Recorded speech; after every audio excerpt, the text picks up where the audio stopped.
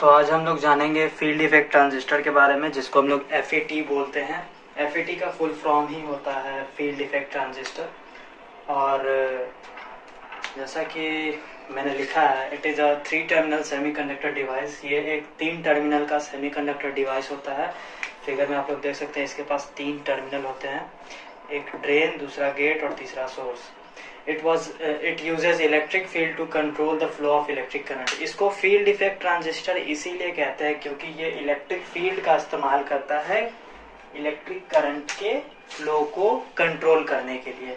ये electric field का इस्तेमाल कैसे करता है करंट के फ्लो को कंट्रोल करने के लिए, वो हम लोग इसके वर्किंग में समझेंगे। It is a voltage control device. ये एक वोल्टेज कंट्रोल्ड डिवाइस है। वोल्टेज कंट्रोल डिवाइस और वोल्टेज कंट्रोल डिवाइस दोनों अलग अलग होते हैं। वोल्टेज कंट्रोल्ड लिखा हो अगर, इसका मतलब इसको वोल्टेज के माध्यम से कंट्रोल किया जाता है, और वोल्टेज कंट्रोल लिखा हो इसका मतलब कि ये वोल्टेज को कंट्रोल करने के लिए यूज किया जाता है। तो यहाँ पे लिखा है वोल्टेज कंट्रोल्ड, मतलब इसको वोल्टेज के माध्यम से कंट्रोल किया जाता है। It is unipolar, so only majority charge career flow in it. ये बिल्कुल यूनिपोलर होता है, इसलिए इसमें सिर्फ मेजॉरिटी चार्ज कैरियर ही फ्लो करते हैं, माइनॉरिटी चार्ज कैरियर फ्लो नहीं करते। और आप सबको पता है मेजॉरिटी चार्ज कैरियर इलेक्ट्रॉन्स या होल्स होते हैं, और अगर इलेक्ट्रॉन्स मेजॉरिटी चार्ज कैरियर हैं तो होल्स माइनॉरिटी चार्ज कैरियर होंगे, और जस्ट वाइस वर्सा। और मेजॉरिटी चार्ज कैरियर ही रिस्पॉन्सिबल होते हैं मेजर इलेक्ट्रिकल करंट के फ्लो के लिए। It's gain is low. इसका गेन बहुत लो होता है। गेन मतलब कि एक तरह से गेन को आप ऐसे समझ सकते हो कि वो मैक्सिमम कैपेसिटी है टॉलरेंस की। Output impedance is low due to low gain and input impedance is high. Output impedance इसका जो है वो काफ़ी लो होता है क्योंकि इसका गेन काफ़ी लो होता है। क्योंकि इसका गेन लो होता है इसलिए इसका आउटपुट इम्पीडेंस लो है। तो हम लोग इसके आउटपुट में जो भी डिवाइस, जो भी चीज कनेक्ट करेंगे, जो भी सर्किट कनेक्ट करेंगे, उसका इम्पीडेंस लो होना चाहिए ताकि वो अच्छे से वर्क करे, और इसका इनपुट इम्पीडेंस हाई होता है। It is very less noisy. इसमें नॉइज काफी कम होता है, मतलब काफी फिल्टर वर्क आपको मिलेगा, वर्कपुट।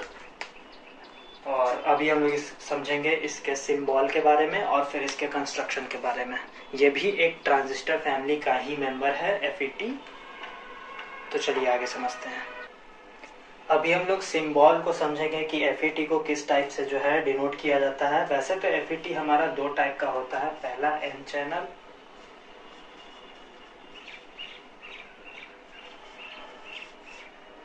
और दूसरा P चैनल।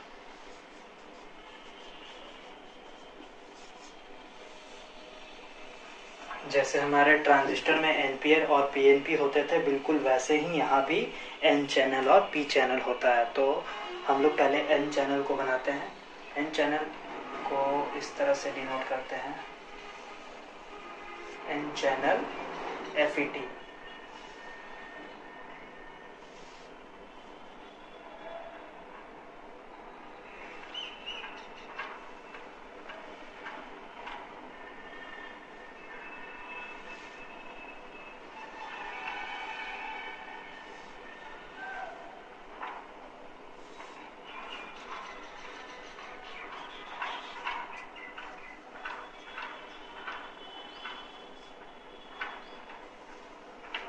जो बीच वाला है वो G गेट से, ये गेट है, बीच वाला गेट है, और ये ड्रेन है, और ये सोर्स है।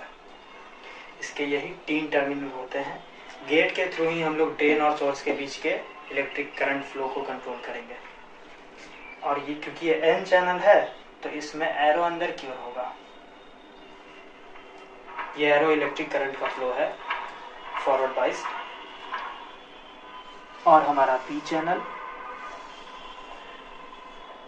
बिल्कुल सेम, बस थोड़ा सा चेंज।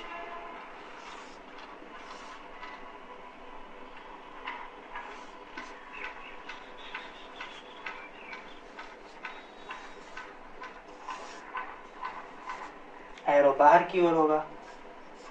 तो ये हमारा N चैनल और P चैनल का सिंबल हुआ FET में। अभी हम लोग इसके कंस्ट्रक्शन को समझेंगे। ये हमारा जो है FET का कंस्ट्रक्शन का डायग्राम है। इसमें हम लोग देख सकते हैं कि जो FET फॉर्म हुआ है उसके लिए हम लोगों ने यूज़ किया है यहाँ पे एक सेमीकंडक्टर का बार। ये जो सेमीकंडक्टर का बार है वो एक एन टाइप सेमीकंडक्टर का बार है। पहले तो मैं आपको डिफरेंस बता देता हूँ। अगर हमने जो मेन बार है उसको एन टाइप सेमीकंडक्टर का यूज़ किया और साइड साइड में पी टाइप सेमीकंडक्टर को एलोकेट किया तो वो हमारा एन चैनल जो एन चैनल FET है वो बनेगा। और अगर हमने सेंट्रल बार को पी टाइप यूज किया और साइड एलोकेशंस को एन टाइप यूज किया तो वो हमारा पी चैनल FET कहलाएगा। इसमें हमारा दो डायोड्स फॉर्म होते हैं। यहाँ पे देखो दो पीएन जंक्शंस फॉर्म होते हैं, एक सोर्स होता है, एक ड्रेन होता है और तीसरा यहाँ पे गेट टर्मिनल होता है। 3 टर्मिनल है, ठीक है। तो ये जो दो हमारे पीएन जंक्शंस क्रिएट हो रहे हैं ये पी टाइप सेमीकंडक्टर आपस में कनेक्टेड होते हैं एज गेट। इसी को कंट्रोल करके हम लोग ड्रेन और सोर्स के बीच की इलेक्ट्रिक करंट के फ्लो को कंट्रोल करेंगे। जो हमारा सोर्स टर्मिनल है वहां से हमारे चार्ज कैरियर्स एंटर करते हैं, मेजॉरिटी चार्ज कैरियर्स, और जो हमारा ड्रेन टर्मिनल है वहां से आउट हो जाते हैं चार्ज कैरियर्स। और इस तरह से जो है हमारा FET काम करता है। कैसे काम करता है वो वर्किंग में समझेंगे। इसके कंस्ट्रक्शन को पहले अच्छे से समझ लेते हैं।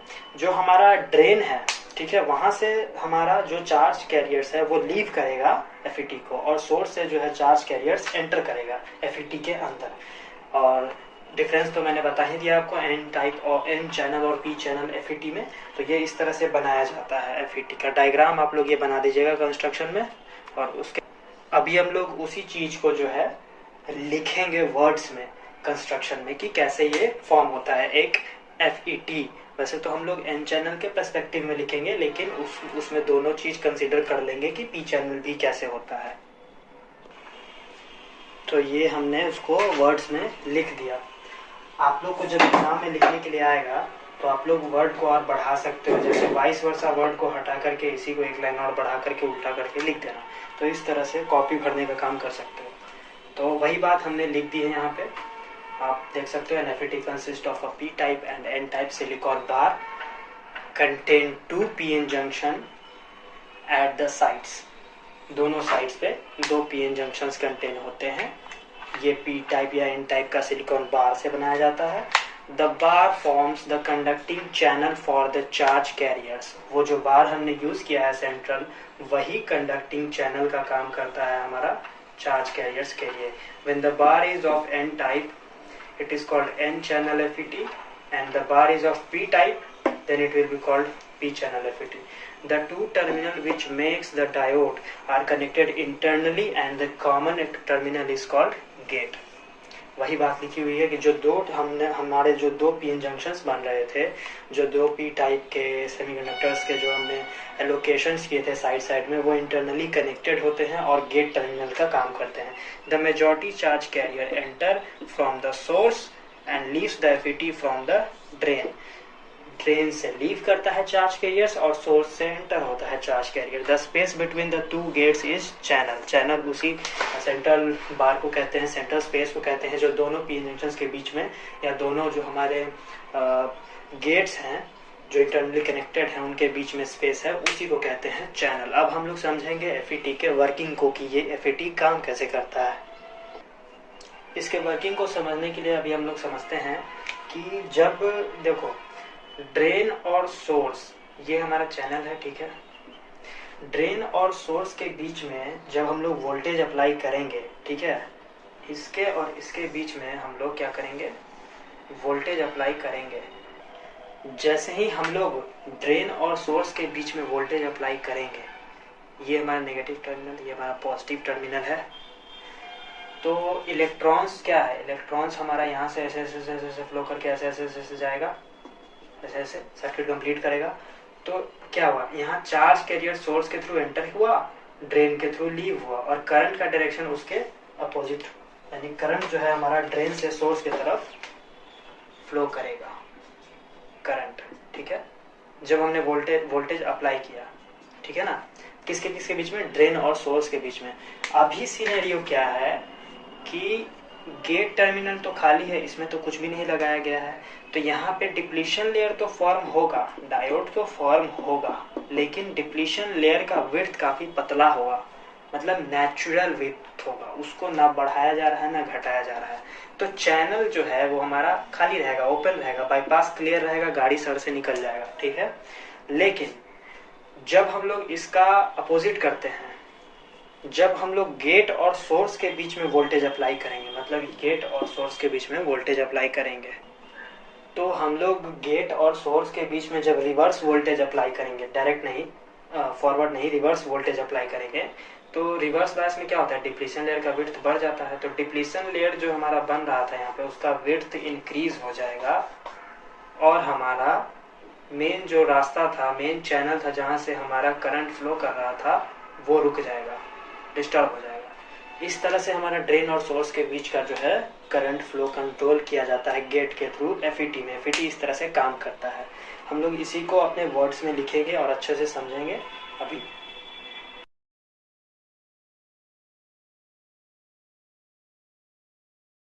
तो जल्दी से हम लोग इसके वीआई कैरेक्टरिस्टिक्स को समझते हैं। एफईटी के वीआई कैरेक्टरिस्टिक्स ऑफ एफईटी।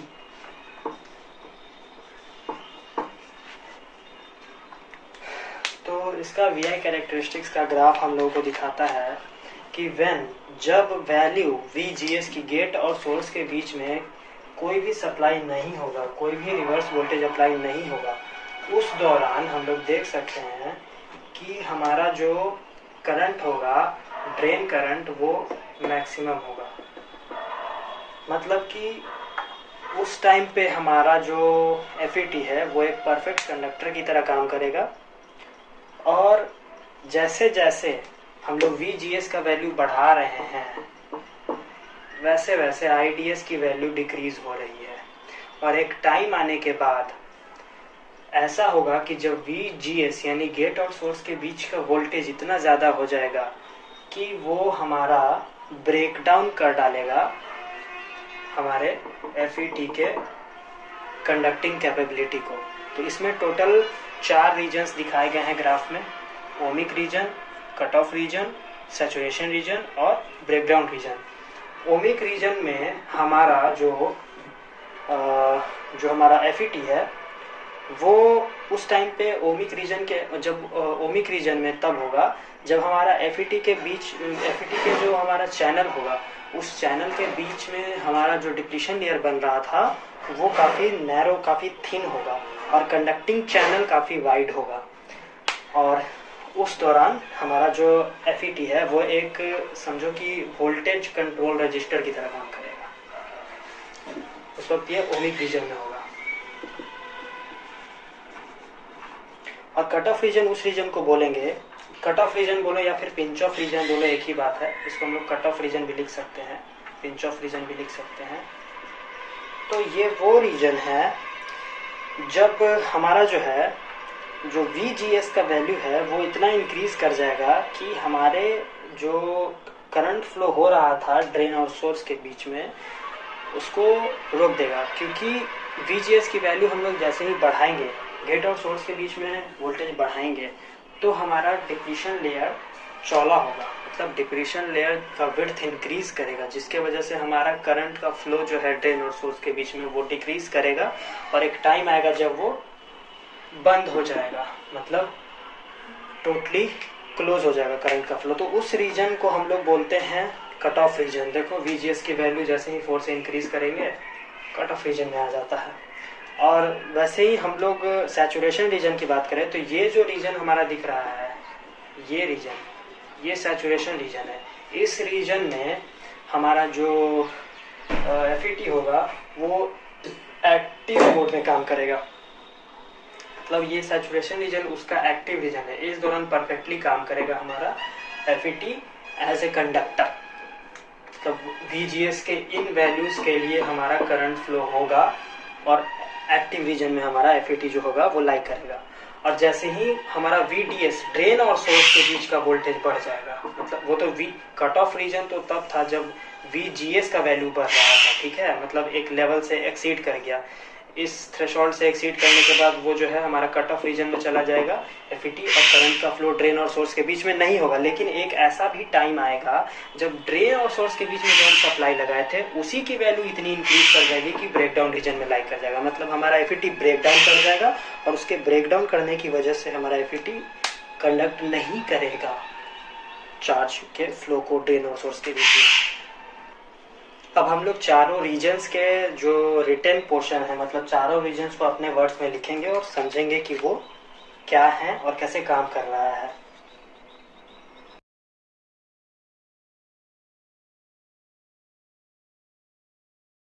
अब हम लोग समझेंगे FET के एप्लीकेशन के बारे में कि ये कहाँ कहाँ यूज़ होता है। इसका बहुत ही वाइड रेंज ऑफ एप्लीकेशन है, एम्पलीफायर से लेकर के वेरिएबल रजिस्टर्स तक, वोल्टेज कंट्रोल रजिस्टर्स तक।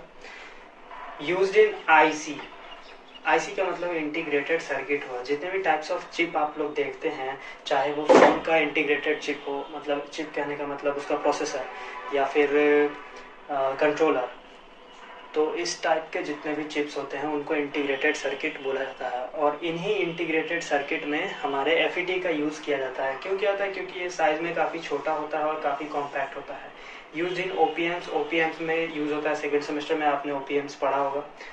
VRs, वोल्टेज वेरिएबल रजिस्टर्स में इस्तेमाल किया जाता है। वोल्टेज को वैरी करके हम लोग रेजिस्टेंस को घटाते बढ़ाते हैं, उस टाइप के सिस्टम्स में FET का इस्तेमाल किया जाता है। क्योंकि हम लोग देख चुके हैं इसके वर्किंग में कि हम लोग गेट और सोर्स के बीच में वोल्टेज को वैरी करके करंट के फ्लो को कंट्रोल कर लेते हैं, दो टर्म और सोर्स और ड्रेन के बीच में। TV FM में यूज़ किया जाता है, लॉजिक गेट सर्किट्स में यूज़ किया जाता है, डिजिटल स्विचेस में यूज़ किया जाता है। तो ये कुछ कुछ एप्लीकेशंस FET के थे। तो एग्ज़ाम में आएगा तो आप लोग अच्छे से लिख दीजिएगा इसको, और कोशिश कीजिएगा कि यहाँ पे जिस तरह से पेज को भरने का कोशिश कीजिएगा, क्योंकि वहाँ पे वो भी मैटर करता है। Use in IC due to their smaller size and compactness. तो इसको बढ़ाने के लिए FET are used in IC integrated circuits, इस तरह से मतलब आप कर सकते हैं। वैसे ये कुछ कॉमन टाइप्स के यूजेस थे हमारे FET के। और जितने भी टाइप के ट्रांजिस्टर्स होते हैं, मैं आपको एक बात बताता हूँ, उनको एज ए स्विच यूज़ किया जाता है। तो इसमें एक और इंट्रोड्यूस आप कर सकते हैं, एज ए स्विच और एम्पलीफायर। तो ये जो है एप्लीकेशन ऑफ FET था। अब हम लोग MOSFET के बारे में समझेंगे अगले वीडियो में।